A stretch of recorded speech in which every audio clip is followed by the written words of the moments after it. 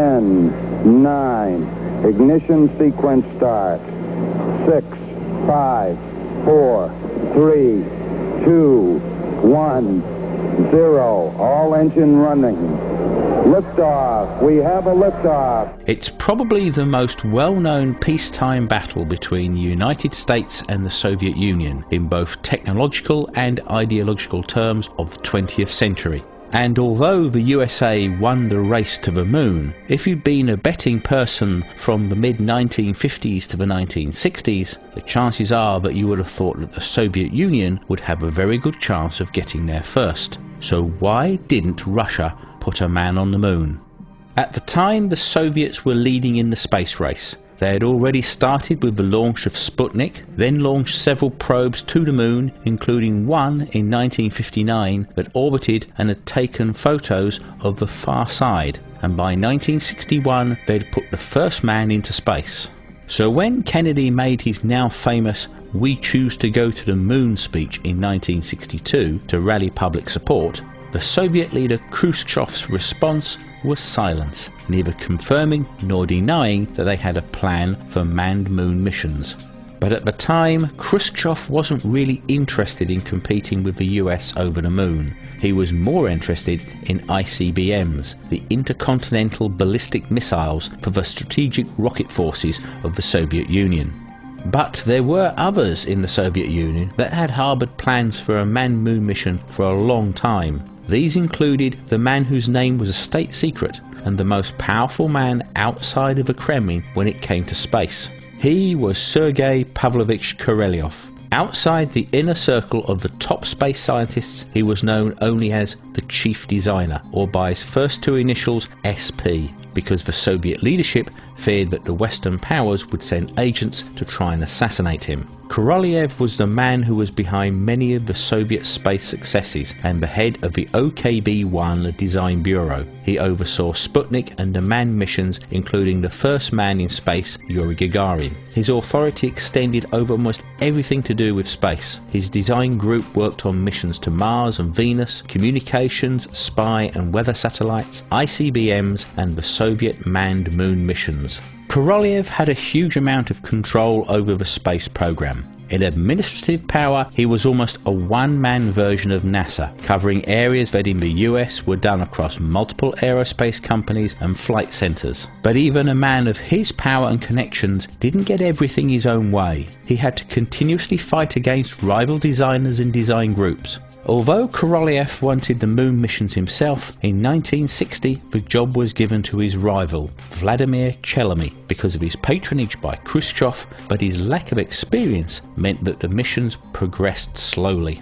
The progress of Apollo, on the other hand, worried the chief designers, and as a result of this and the infighting between the design bureaus meant that there were multiple overlapping designs for the moon missions. At one point there were 30 different designs for launchers and spacecraft.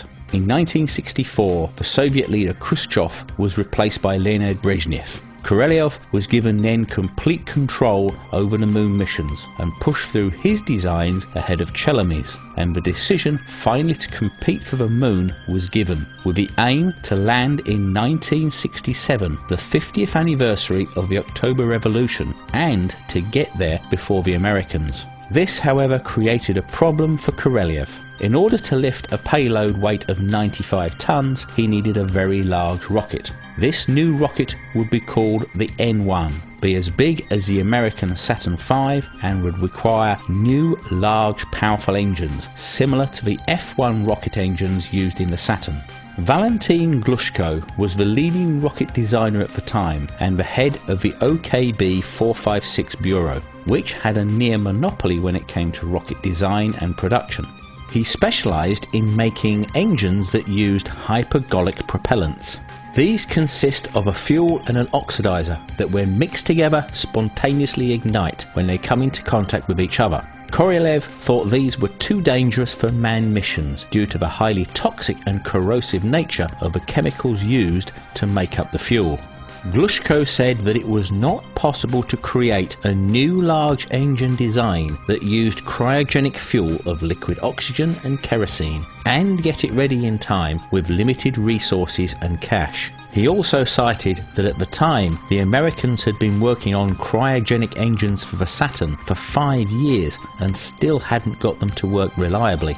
There was also a personal problem between the two men. Korolev blamed Glushko for denouncing him in the Great Purge under Stalin in 1938, leading to Korolev's near death, serving 6 years in a Soviet labour camp. Glushko, on the other hand, considered Korolev to be irresponsibly cavalier and autocratic towards things which were outside of his zone of competence. This clash between them led to Glushko refusing to work for Korolev and caused delays to the overall program. Korolev was forced to find a new engine designer and gave the job to Nikolai Kuznetsov, who was a leading jet engine designer but had not designed a rocket engine before. The Kuznetsov Design Bureau looked at the problem and realised that creating a rocket engine was not that different to the jet engines they were used to. But they ran into the same problem as Glushko, in that the Soviets simply didn't have the industrial infrastructure that the Americans did to produce a new large engine. The solution they came up with was innovative, but would have both negative and positive outcomes. Where the Americans used 5 large engines for the initial booster stage of the Saturn, Korolev was forced to use 30 small but highly efficient engines arranged in a ring of 24 around the base and 6 at the centre.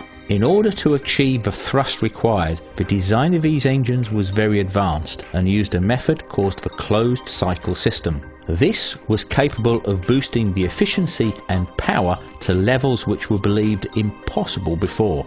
The Americans had known about the closed cycle system but thought it was too difficult and dangerous, as the high pressure, high temperature oxygen method could cause the engines to burn up. So they used the more reliable but less efficient open cycle system, but with much larger engines.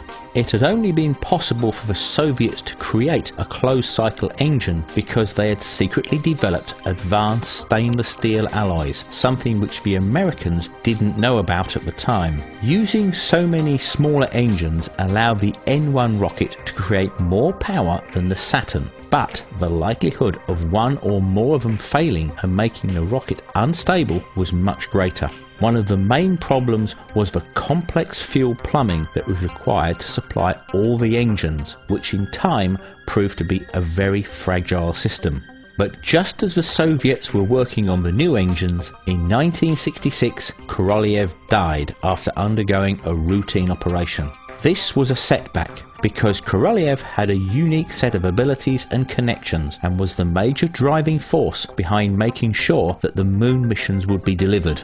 The work of continuing fell to Vasily Mishkin, Korolev's deputy, but Mishkin didn't have the political astuteness or power of his old boss. The Soviets also didn't have the facilities to test all 30 of the engines of the main stage at once before they were mounted to the rocket. The Baikonur launch complex could also not be reached by heavy barges, so the whole rocket had to be broken down into sections, transported by rail and then rebuilt again at the launch pad. This meant that the development of the N-1 rocket as a whole was still ongoing when it came to the launches, so it was almost expected that there would be failures.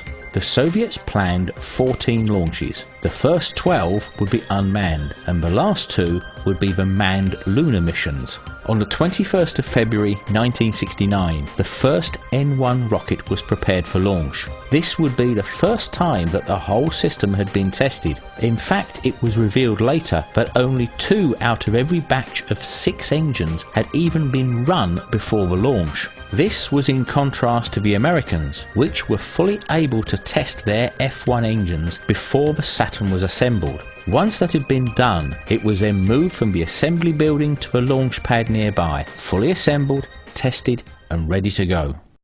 Within seconds of the launch, the engine control system, which was called CORD, shut down 2 of the 30 Stage 1 engines. Then, self-oscillating vibrations started in the fuel system due to unstable combustion in some of the engines. This ruptured fuel lines which caught fire and burned through electrical control wiring. This then caused the chord system to incorrectly shut down all of the engines 68 seconds into the flight, and the rocket crashed 32 miles from the launch pad. After the investigation and subsequent modification, the second flight was due for the 3rd of July 1969. The launch took place at 11:18 p.m. As the rocket cleared the tower, the liquid oxygen turbo pump on engine number 8 exploded, causing a fire which triggered cord to shut down all the engines except one. The N1 fell back onto the launch pad with nearly 2,300 tons of rocket fuel on board. The resultant explosion was one of the largest ever to happen and was the equivalent of 3.8 kilotons of TNT, or a small nuclear bomb. It destroyed the launch complex, blasted debris over 6 miles away, and was visible over 22 miles away. Some 30 minutes after the blast, when launch crews were allowed onto the site, they found droplets of unburnt rocket fuel still raining down from the sky. And afterwards it was discovered that 85% of the rocket fuel did not detonate, which actually reduced the size of the blast. 17 days later, Neil Armstrong became the first man on the moon with the Apollo 11 mission, and although the race for the moon had been lost, the Soviets carried on. The blast caused a 2-year delay whilst the launch complex was rebuilt and further modifications were made to the rocket. In November of 1971, the third attempt also failed due to unexpected eddy and countercurrents in the base of the main stage, causing the rocket to roll uncontrollably and ultimately break up due to the stress on its structure. 1 year later, in November 1972, the fourth and final launch also failed 107 seconds into the flight after the program shutdown of the 6 center engines caused a hydraulic shockwave to rupture the fuel pipes and start a fire. The main stage then exploded shortly afterwards. Although there had been 4 previous launch failures, the Soviets had actually made huge progress, and the design by trial and error was believed to have ironed out all of the problems. But by the time of the 5th launch in August 1974, the whole moon mission was cancelled by Brezhnev. By this time, the Americans had been to the moon 6 times, and public interest in space was waning. One theory is that if the 5th launch had been successful, it would have forced the Soviets to carry on the moon mission, where the main goal of beating the USA had already been lost. The cancellation of the project was therefore a way of sweeping a very expensive undertaking under the carpet. Vasily Mishkin was ultimately fired and replaced by Glushko, but by 1976 the N1 rocket program was scrapped. The rockets were broken up to hide the failure and to make the US think that the space race was still ongoing. It wasn't until Gorbachev's period of glasnost when this cover story was blown and the true story of the failed Soviet moon mission became widely known about, and why the Russians didn't put a man on the moon. But there is a strange twist to the end of this story. The NK-43 rockets that had been developed for the N1 were, by the end, much more reliable and the most efficient and powerful rocket engines for their size ever made. 20 years after they were meant to have been destroyed on order of the Kremlin, 60 of them were rediscovered and sold to the Americans for $1.1 million each. A subsequent new, larger model, the RD-180, based on the technology of the NK-43, is now built by the Russians and used by the Americans for their Atlas V heavy launch vehicle. Thank you for watching. I hope you enjoyed the video, and if you did, then please thumbs up, subscribe, share and comment.